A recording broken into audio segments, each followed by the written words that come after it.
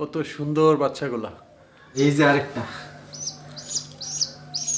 দেখেন কত সুন্দর বাচ্চাগুলো। তো গাইস আবারও ইকরামদের ঘরের মধ্যে আইলাম। তো আয়াসিরা এবার দেখে আমার কাছে আরেকটা জিনিস ভালো লাগলো, 4টা কবুতরের বাচ্চা, 2টা মোটামুটি বড় আর 2টা হচ্ছে এই সাইজের আর কি। তো বড় বাচ্চাগুলো হচ্ছে এই যে এই দিকগুলো দেখেন, আমার দেখে কই গিয়ে পলাইছে।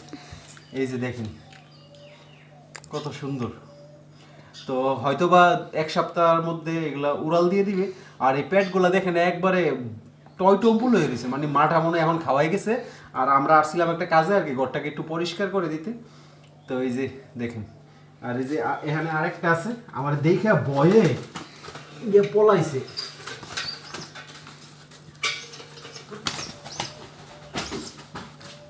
তো এই যে আরেকটা দেখেন কত সুন্দর বাচ্চাগুলো। তো যাক, এগুলোকে আর ডিস্টার্ব করি না, এগুলা ভয় পাইতেছে। সুন্দর না বাচ্চাগুলো? আর 2টা বাচ্চা আছে, আমি ওইগুলো দেখাইতেছি আপনাদেরকে, চলেন। এখানে থাক আরাম। 2টা বাচ্চা হচ্ছে সানসেটের উপরে ইকরাম রে তুলছি, কারণ যেহেতু আমি এখানে উঠতে পারবো না। এই যে দেখেন কত সুন্দর বাচ্চাগুলা। দৌ হইছে হইছে, রাইখে দাও, এখানে রাখো, বাসায় রাখো। দেখছো কত সুন্দর লাগতেছে। তো চলো আমরা তাড়াতাড়ি যাই, চলে যাই, কারণ এগুলোর মা মনে হয় খাওয়াবে আর কি। তো আমার বোনের ঘরের মধ্যে 4 পাশ দিয়ে কবুতরের বাসা।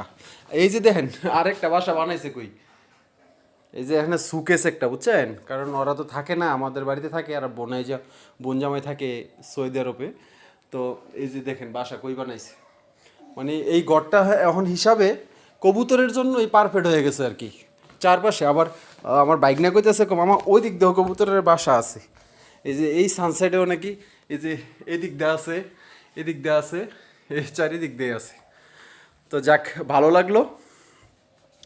তো সবাই ভালো থাকবেন। এখন আমার একটু এইগুলার জন্য একটু ভয় লাগতেছে আর কি, কারণ আমরা বাচ্চাগুলোর একটু ভয় পাওয়াই দিছি, জানি না কি হয়। তো সবাই ভালো থাকেন, আসসালামু আলাইকুম, আল্লাহ হাফিজ।